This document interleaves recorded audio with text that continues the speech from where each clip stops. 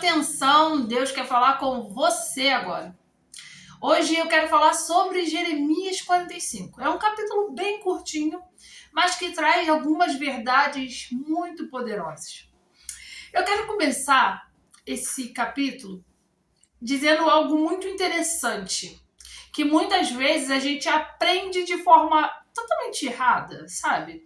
Muitas vezes a igreja, não a Bíblia, a igreja ensina a gente com toda aquela formalidade de falar com Deus, e a Bíblia já nos mostra que é totalmente diferente.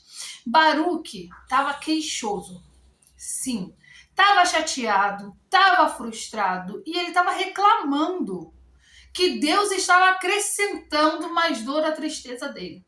E isso é muito interessante porque mostra um momento dele de vulnerabilidade, que ele não tá fingindo para Deus, Senhor, tá tudo bem. Não, ele tá falando que para ele não tá tudo bem. E quantas vezes a gente quer orar com religiosidade perante Deus? E aí a gente quer falar uma coisa, mas dentro do nosso coração, Deus sabe que é uma outra coisa totalmente diferente. E eu gosto muito desse versículo, porque Deus não precisa que você chegue até Ele com máscaras. Você pode falar exatamente o que você está sentindo. Deus não se ofende quando você está chateado, quando você está frustrado. Deus não tem um ego sensível que, se eu falar isso, Deus vai ficar chateado comigo, então não vou falar. Não, muito pelo contrário. Ele vai apresentar para você os argumentos dele. Mas ele quer de você sinceridade. E Baruque era sincero, ele foi sincero perante Deus. E Deus ouviu aquilo que ele estava falando. Só que Deus também dá um alerta para Baruque. Tu procura grandezas. Naquele tempo, que não era os planos de Deus engrandecer ninguém, Deus estava falando para ele que ele estava procurando grandeza. E ainda fala, não as procure. Deus não ia amolecer, não ia melhorar a situação. Muito pelo contrário, as coisas iriam piorar. Só que Deus deixa algo excelente e confortante para ele. Mas a tua vida te darei por despojo. Sabe o que é interessante?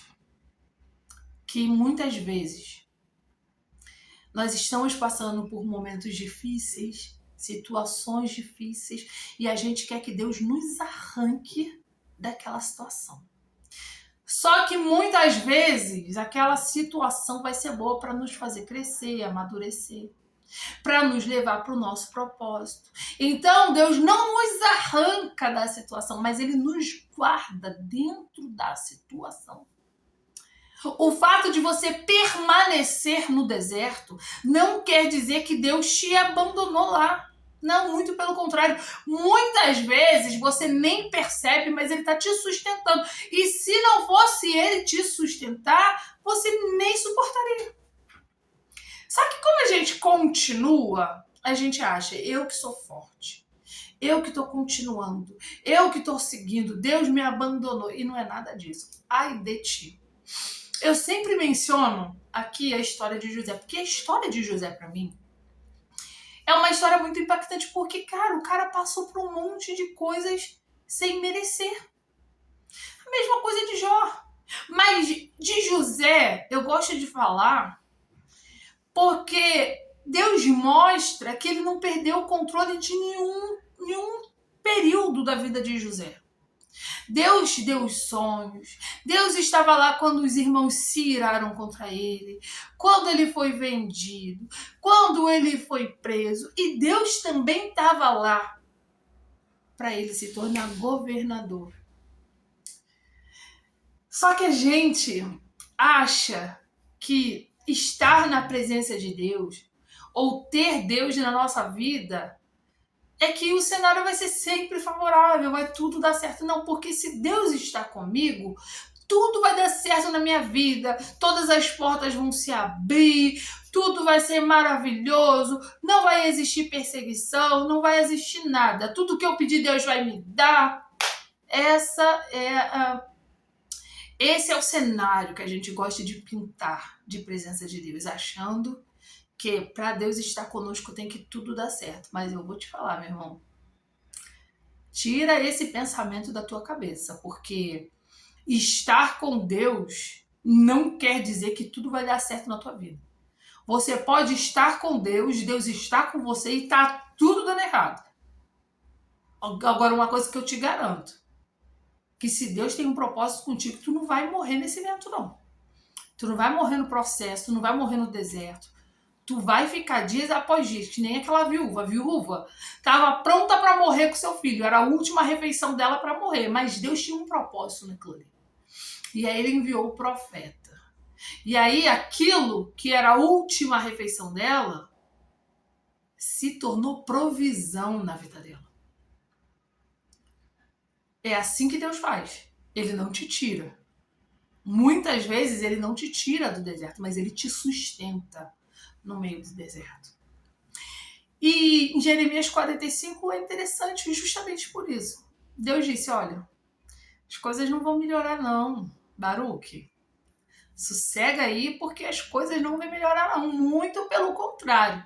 As coisas vão piorar, só que você não precisa se preocupar com o cenário porque eu te guardo. Só que para de pensar coisas grandes para você, porque não é tempo disso não.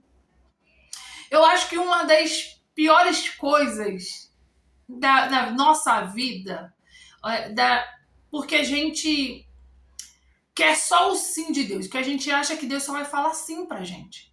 Então, uma das piores sensações, não piores coisas, mas piores sensações, é quando você quer algo e Deus fala não. Não vou te dar porque não faz parte do meu propósito, ou não vou te dar ainda porque não é tempo de viver isso. E aí entra aquele conflito no nosso coração. E aí? Poxa, mas Deus me ama e não vai fazer? Poxa, mas Deus falou não pra mim?